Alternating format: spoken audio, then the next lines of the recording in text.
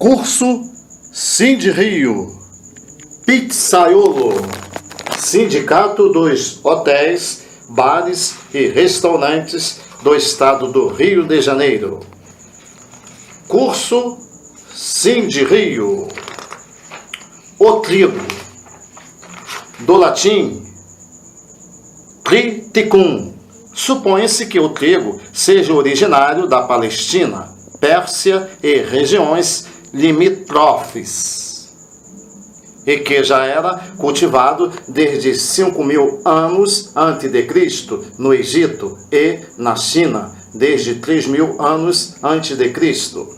Dentre as espécies de maior dispersão geográfica, destacam-se o trigo macio, utilizado na fabricação de farinhas e pães, e o trigo duro, usado especialmente na fabricação de massas. Esta é a base da alimentação no mundo desde antes de Cristo, e com ele pode-se elaborar as mais diferentes e deliciosas receitas da cozinha nacional e internacional, como pizzas, pães e massas. Conta uma lenda napolitana que a pizza surgiu por causa da preguiça de um cozinheiro da cidade que, cansado de cortar a massa pacientemente até transformá-la em macarrão, resolveu estendê-la, jogando o molho de tomate que estava ao seu lado por cima, levando-a ao forno para ver o que acontecia. Daí surgiu a pizza. A introdução da mussarela na pizza só ocorreu no final do século XVII, quando foi inaugurada a primeira pizzaria que se tem notícia, isso em 1830, em Nápoles, Itália. Até então, os pizzaiolos possuíam apenas bancas ao ar livre. O desenvolvimento da pizza acompanha o aprimoramento da arte de cozinha através dos primeiros relatos de massas assadas com coberturas que seriam as antecessoras da pizza atual. Em relatos históricos, conta que o autor de Os Três Mosqueteiros, Alexandre Dumas, foi o criador de uma das delícias em sabores de pizzas quando, para homenagear a rainha, preparou uma pizza e deu a ela seu nome Margarita.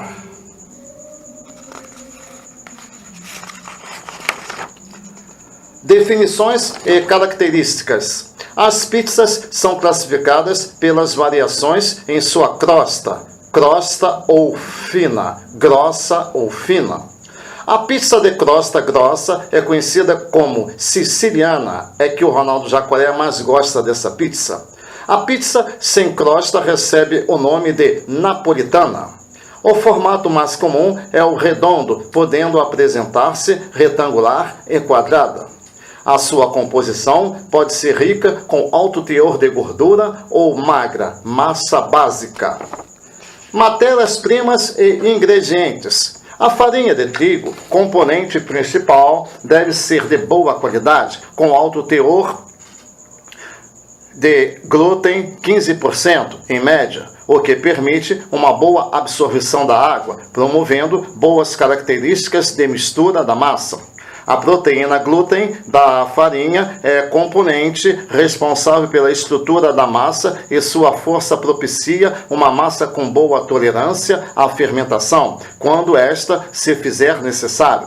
A água utilizada, adicionada na farinha de trigo, atua como solvente, levando nutrientes ao desenvolvimento do fermento, contribuindo assim na elasticidade, consistência da massa e na textura e maciez da pizza. O fermento, levedura, é um micro-organismo que se multiplica na massa, provocando fermentação, e tem como principal função a formação de dióxido de carbono, que deixa a massa porosa.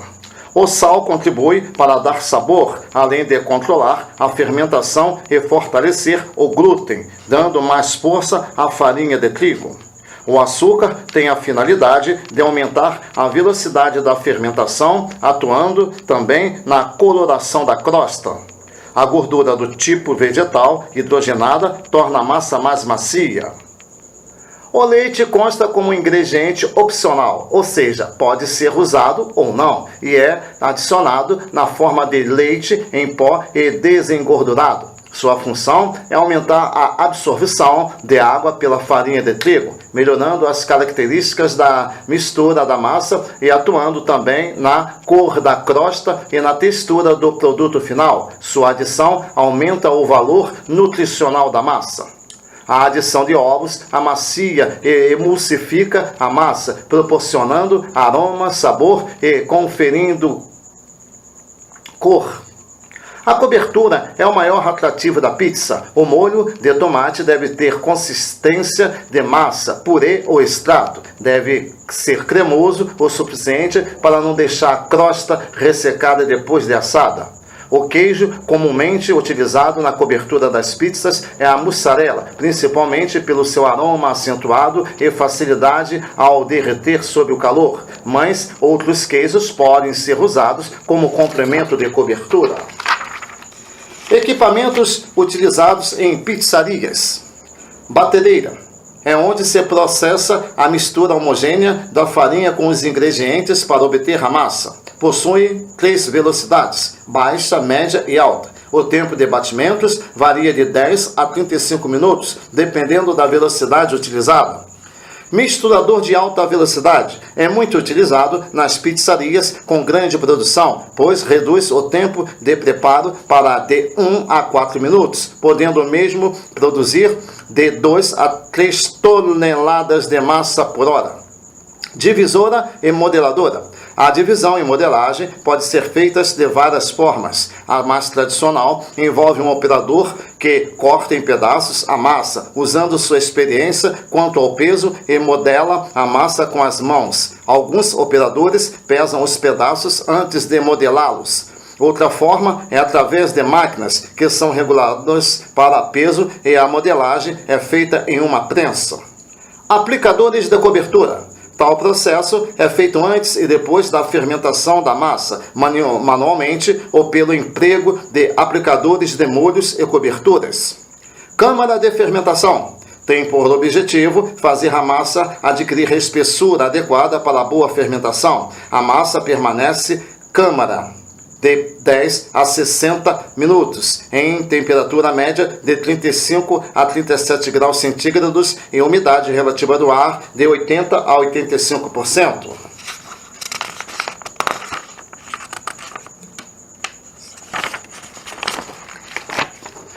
Fornos.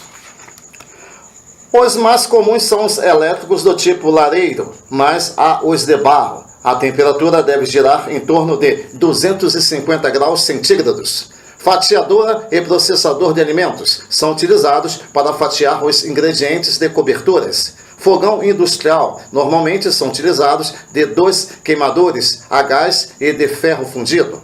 Processo de produção de pizzas. O processo de produção de pizzas é similar, a diferença está na apresentação e formato de massas. A pizza napolitana clássica deve ter no máximo de 3 a 4 milímetros de espessura e apresentar cornicione, borda da massa mais grossa, com a concentração de todos os ingredientes no centro da massa. A pan pizza ou pizza siciliana pode apresentar uma espessura de 10 a 30 milímetros, mantendo a crosta crocante e o miolo macio.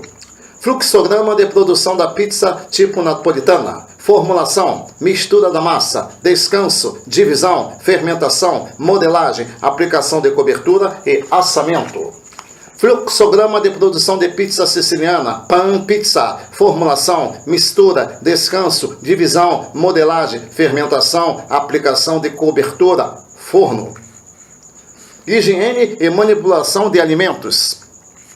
A Anvisa, Agência Nacional de Vigilância Sanitária, estabeleceu regras em relação à manipulação de alimentos em estabelecimentos comerciais. O manipulador de alimentos é a pessoa que tem contato com o alimento, mesmo que seja só enquanto matéria-prima, ou que o contato seja eventual. A partir desta definição, podemos concluir que os manipuladores são todas as pessoas que lidam com o alimento, inclusive o produtor e o transportador.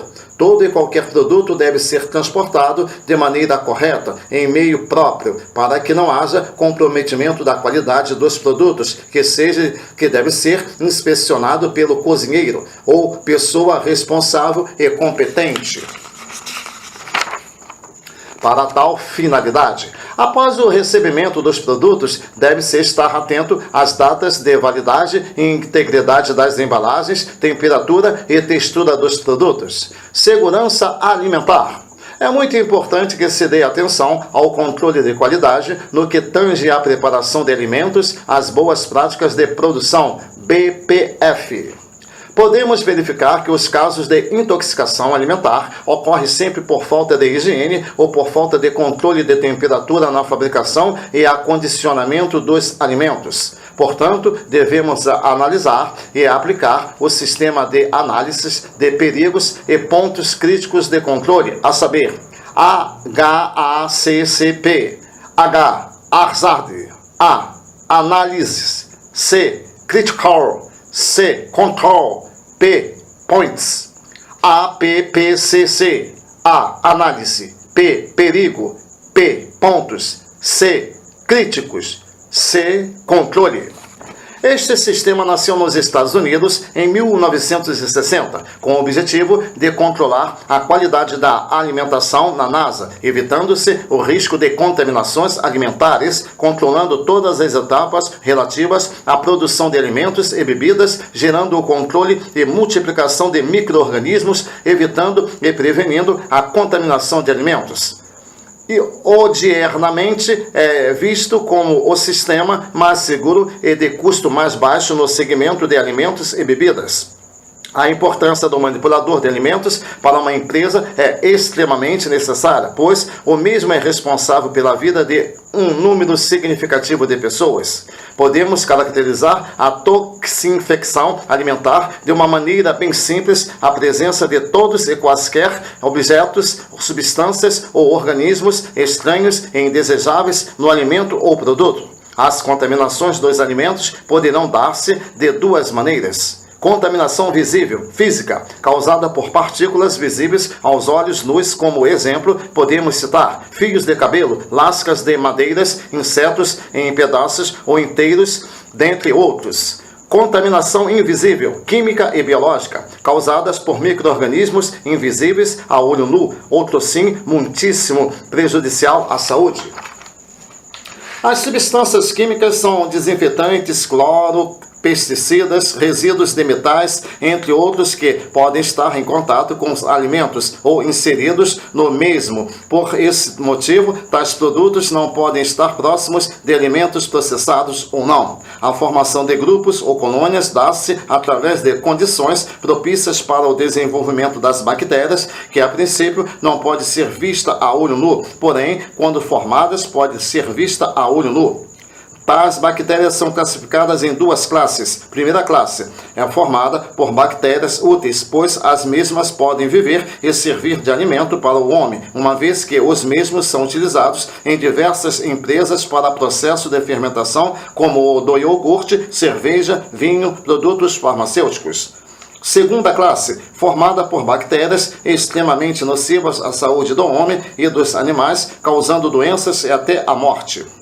As bactérias podem ser encontradas em todos os lugares, na água, no ar, no corpo humano sadio, nos utensílios e etc., sendo propício para a sua sobrevivência e multiplicação, sujeira e umidade, além da proteína. Os mesmos recebem o nome de alimentos vulneráveis. Quando as mesmas estão em contato com tais alimentos, sua multiplicação é extremamente rápida, gerando assim a toxinfecção alimentar que será demonstrada através de matemática da bactéria.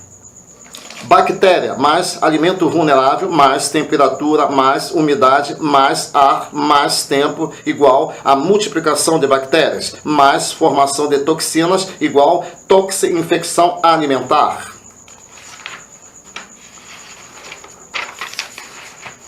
Podemos exemplificar como alimentos vulneráveis os alimentos ricos em proteínas e de umidade e os não vulneráveis os alimentos com menor teor de proteína e umidade como vulneráveis, carnes, boi, porco, aves, peixe e etc. embutidos, linguiça, salsicha, mortadela, presunto e etc. Miúdos, fígado, coração, bucho e etc. Produtos em conserva, almôndegas, salsicha, feijoada e etc. Leite, iogurte, cremes e etc. Outros, ovos, sorvete, maionese e etc.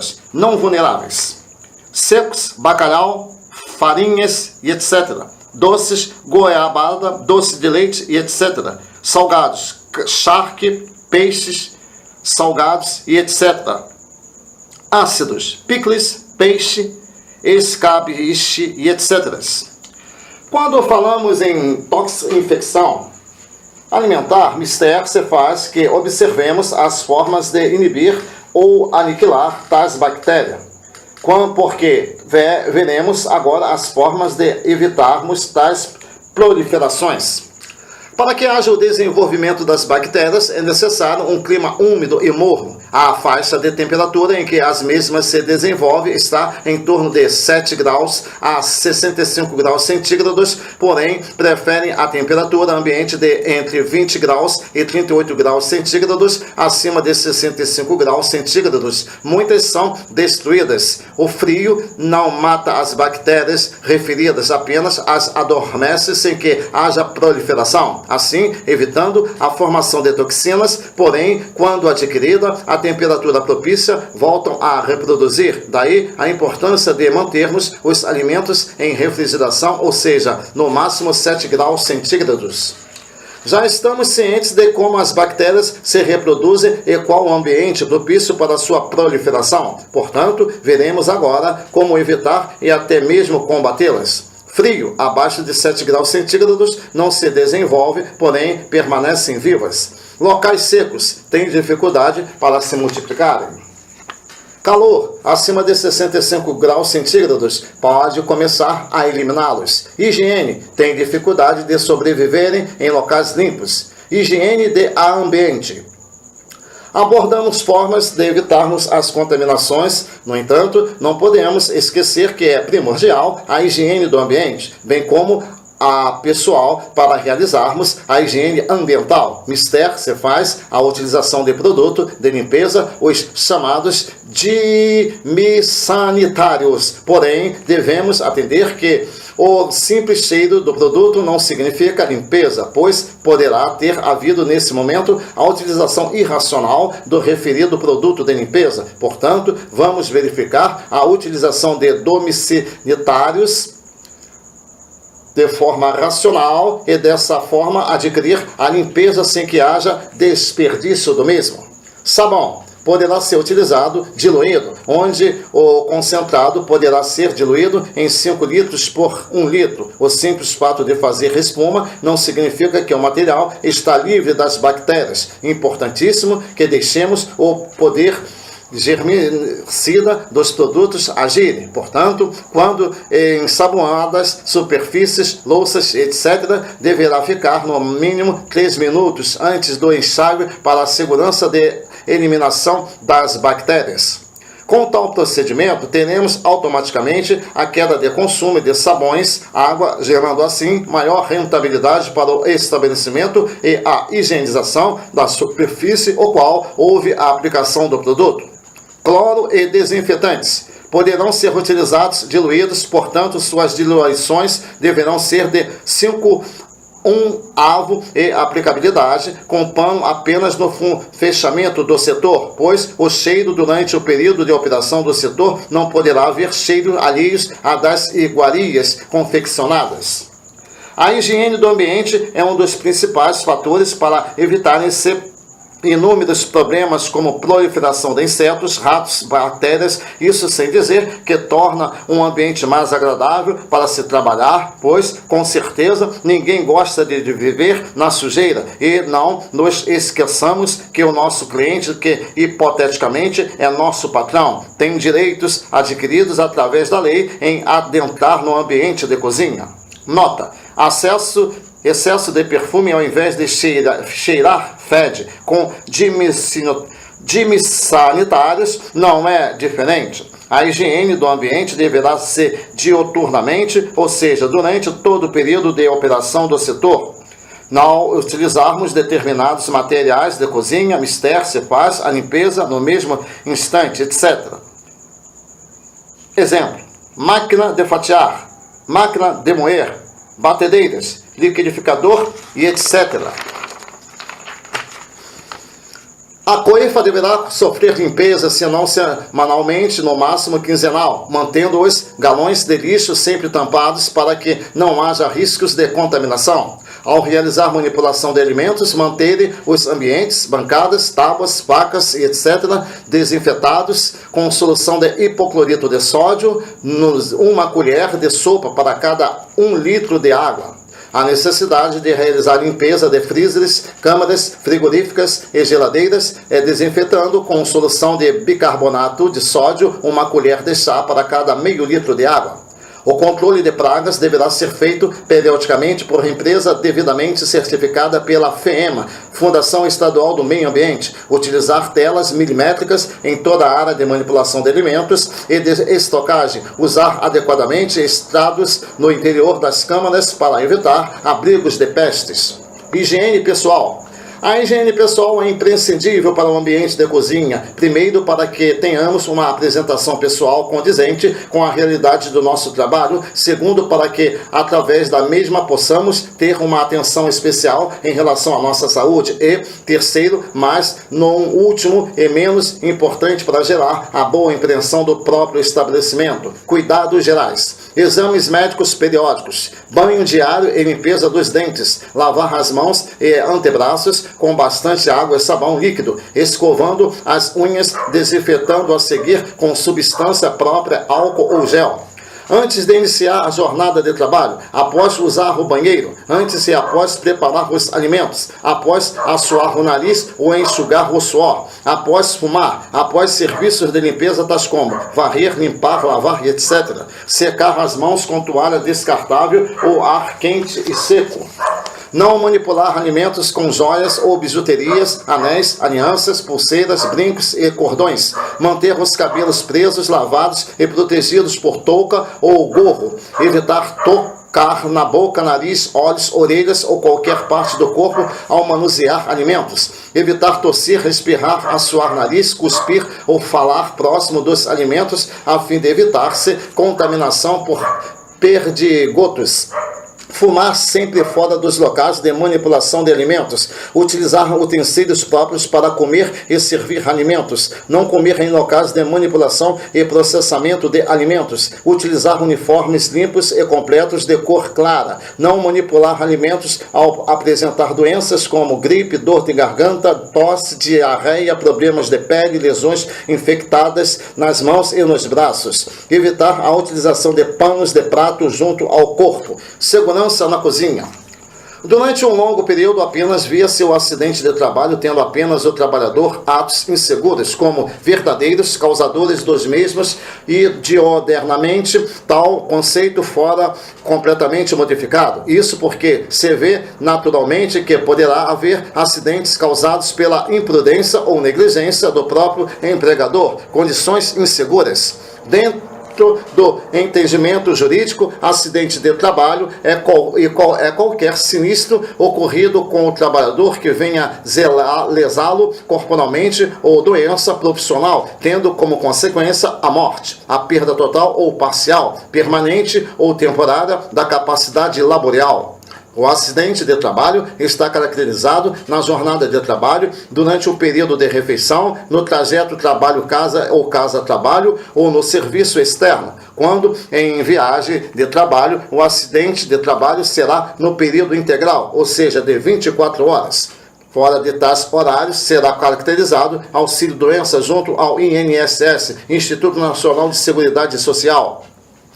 As principais causas de acidente de trabalho são causadas por ignorância ou inobservância das normas de segurança de trabalho, seja por parte do empregador ou por parte do empregado, a saber, condições inseguras.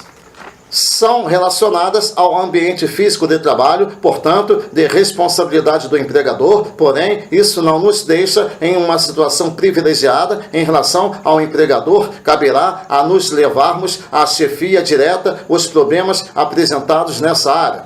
Pisos defeituosos, em desnível ou escorregadios, fiação elétrica não aterrada ou isolada, objetos espalhados pelo chão, maquinário em precário estado de conservação, etc. Não fornecer equipamento de EPI. Atos inseguros estão relacionados diretamente à imprudência ou imperícia ou negligência do empregado em relação às normas de segurança no trabalho.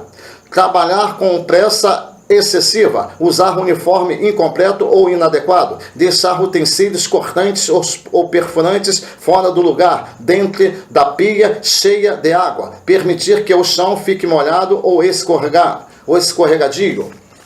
Teoria geral de combate a incêndio. Fogo tem como definição uma reação rápida de oxidação com desenvolvimento de luz e calor. Triângulo do fogo. Para que haja fogo, são necessários que 3 elementos básicos se encontrem. A seguir, comburente, combustível, calor. Quando os mesmos são separados, a combustão é interrompida. Comburente é o elemento que sustenta, que alimenta a combustão. Sua percentagem na atmosfera é de 21%. Quando reduzimos essa porcentagem de oxigênio no ar, a combustão se torna mais lenta. Se baixar de 8%, não mais irá existir a combustão. Combustível são os elementos responsáveis pela combustão e é encontrado em 3 estados: sólido, líquido e gasoso. Na verdade, não é o combustível que queima, e sim os vapores desprendidos desse material. Calor. Calor se propaga de 3 maneiras. Irradiação. O calor transmitido por irradiação se propaga através de ondas de calor no espaço. Exemplo, luz solar. Condução. A transmissão de calor por condução se dá através de molécula a molécula a partir do ponto de contato com a fonte. Exemplo, uma barra de ferro em contato com fogo. Convecção se dá através de meios líquidos e gasosos, onde as correntes mais quentes tendem a subir e mais frias descer. São também conhecidas como correntes de convecção. São elas as responsáveis pela propagação de fogo em dutos e corredores, independente de ter contato com a chama. Exemplo, edifício em chamas. Classes de incêndio são divididas em 4. Essa divisão facilita o combate a incêndios, proporcionando maior segurança para a brigadista. Sendo assim, é que de grande importância conhecer as classes de incêndios e os agentes extintores utilizados em cada classe. Classe A são matérias sólidas que queimam, deixando cinzas e carvão no final da combustão. Exemplo, madeira, papel, tecido. Classe B são líquidos e gases inflamáveis. Normalmente, os materiais da classe B são derivados de petróleo. Exemplo, gasolina, GLP, álcool, querosene, etc. Classe C são considerados incêndio de classe C, equipamentos elétricos energizados, em alguns casos desenergizados. Exemplo, painéis elétricos, cabos elétricos, televisão e etc. Classe D são conhecidas com matérias pirofóricos, metais que queimam, normalmente alcalinos e alcalinos ferrosos. Exemplo, sódio, magnésio, bário e etc. Métodos de extinção.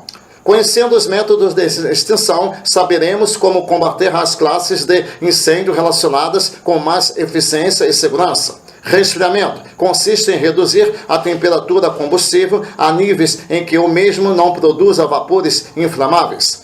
Abafamento, método ao qual reduzimos a quantidade de oxigênio a um nível em que a combustão não será mais alimentada. Isolamento é o processo onde isolamos o combustível através de fechamento de válvulas, retirada do material combustível, trincheiras.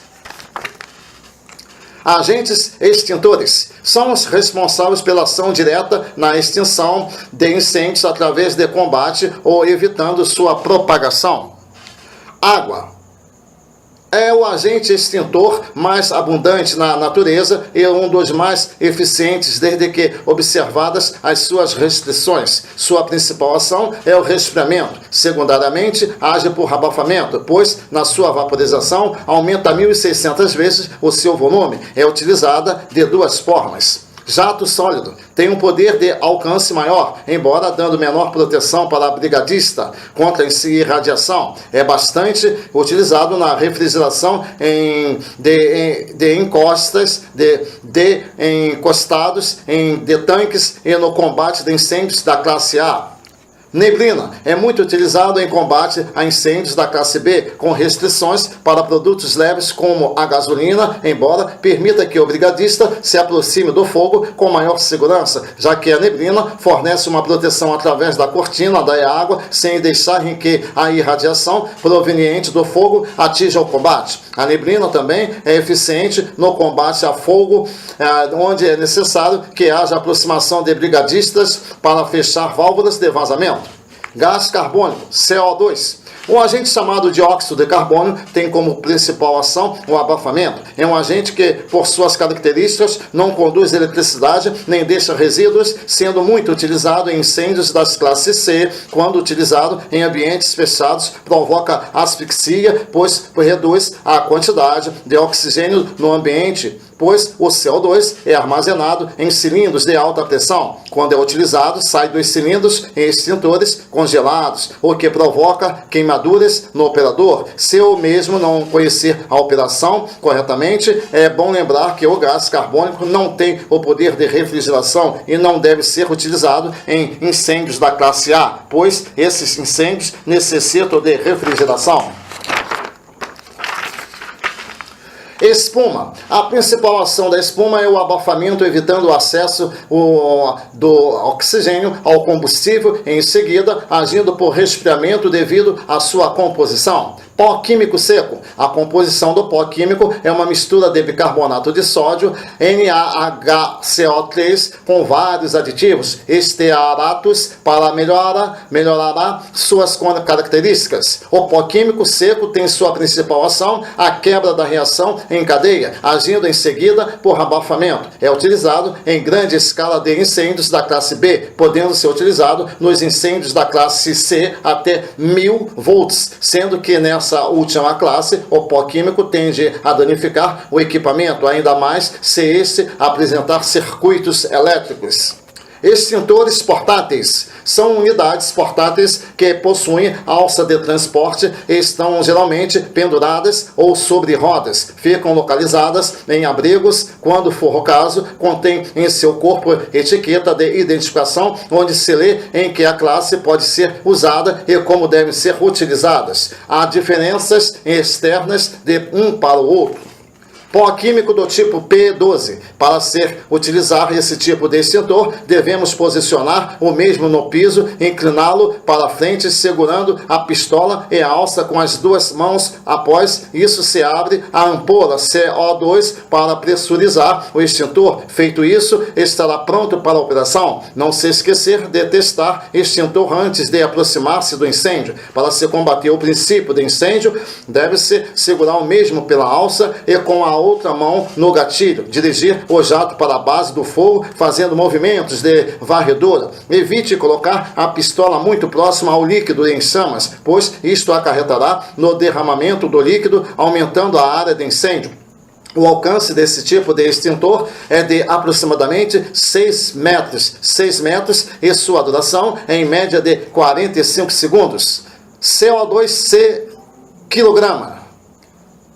Operação desse tipo é extintor simples. Devemos retirar o extintor do suporte, destravar o gatilho, empurrar firme o difusor pelo punho, nunca segurar pelo difusor, dirigir o jato à base do fogo com movimentos laterais. Esse tipo de extintor tem um alcance de 2 metros e sua duração média é de aproximadamente 30 segundos. Água gás AP10-101. A operação desse tipo de extintor é bastante simples. Basta retirar o extintor do abrigo ou suporte, posicioná-lo no piso e incliná-lo para frente e não se esquecendo de segurar o mangote junto à alça de transporte. Abre-se toda a ampola de CO2, direcionando o jato para a base do fogo. Seu alcance é aproximado de 10 metros e sua duração média é de aproximadamente 60 segundos. Água gás AG10-101. A operação desse extintor é bem mais simples que a anterior, bastando que o operador retire o extintor do suporte ou abrigo, posicione o mesmo no piso, retire a trava com o lacre,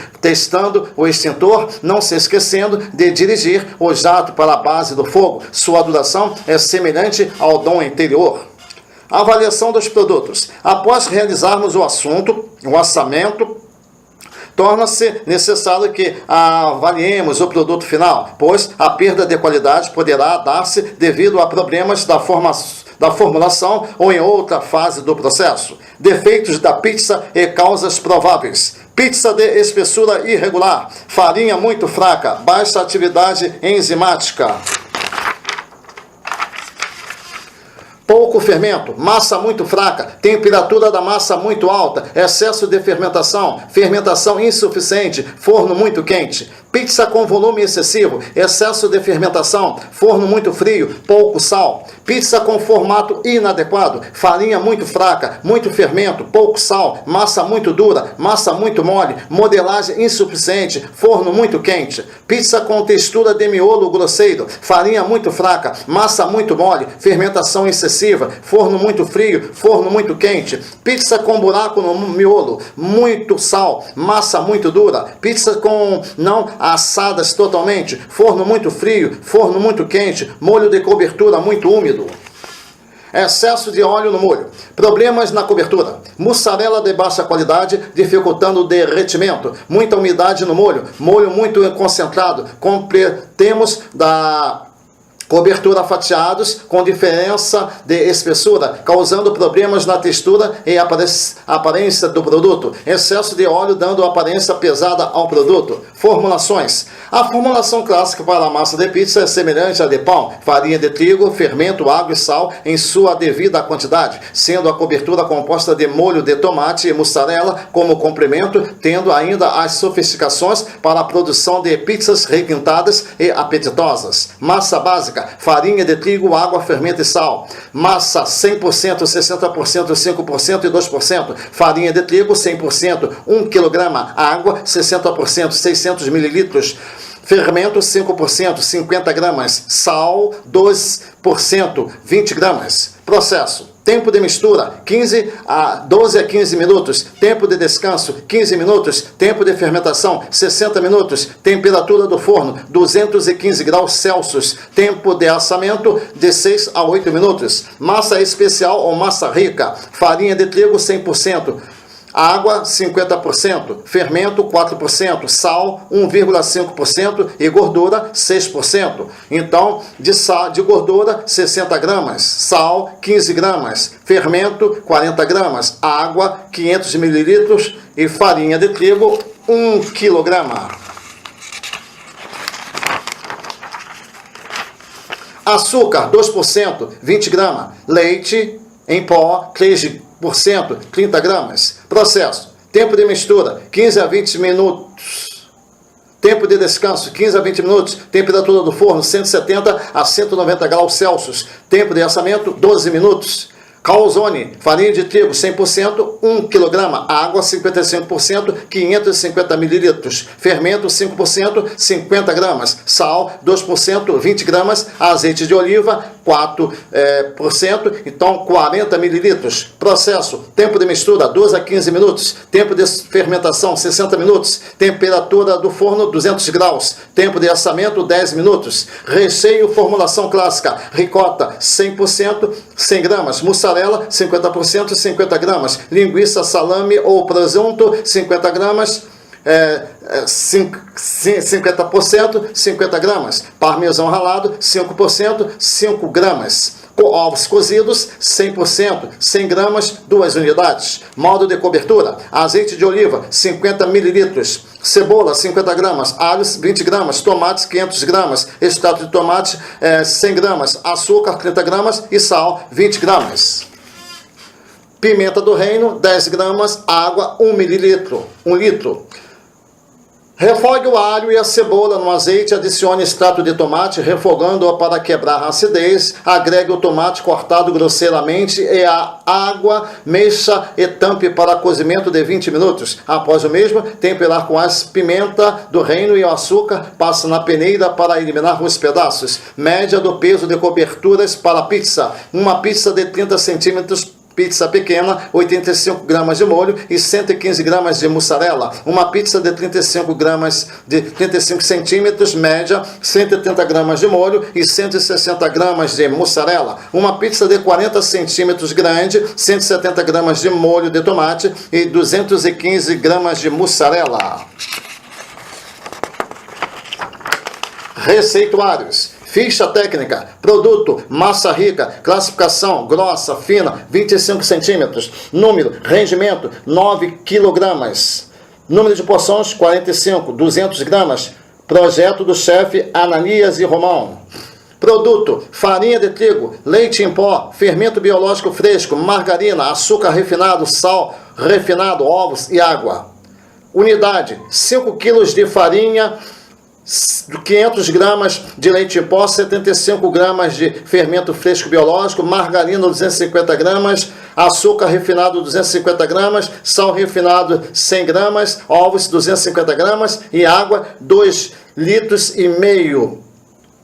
Modo de preparo. Misturar todos os ingredientes em pó na masseira em volumes 1, acrescentar os ovos e a margarina ainda misturando e logo após a água até o ponto desejado, ou seja, aos poucos aumentar a velocidade para 2, deixando bater por 10 minutos. Dividir a gramatura ideal, 200 gramas, deixar descansar por 30 minutos, formar os discos na média ideal 25 centímetros e para assar em forno de 200 graus Celsius por 2 minutos, retirar e deixar resfriar nunca sobre o outro para não umedecer. Quando feito manualmente, misturar todos os ingredientes logo após adicionar água. Textura esponjosa. Tempo de preparo 60 minutos. Preço. Produto. Ficha técnica. Modo de preparo. Farinha de trigo. É isso aí, minha gente. Esse é o curso de pizzaiolo pelo chefe consultor Ananias Romão. Ananias Romão é um grande chefe de cozinha, homem honrado que está aí para fazer os produtos vencerem. Essa é um curso que eu fiz e com muita honra aprendi e estou aprendendo muita coisa.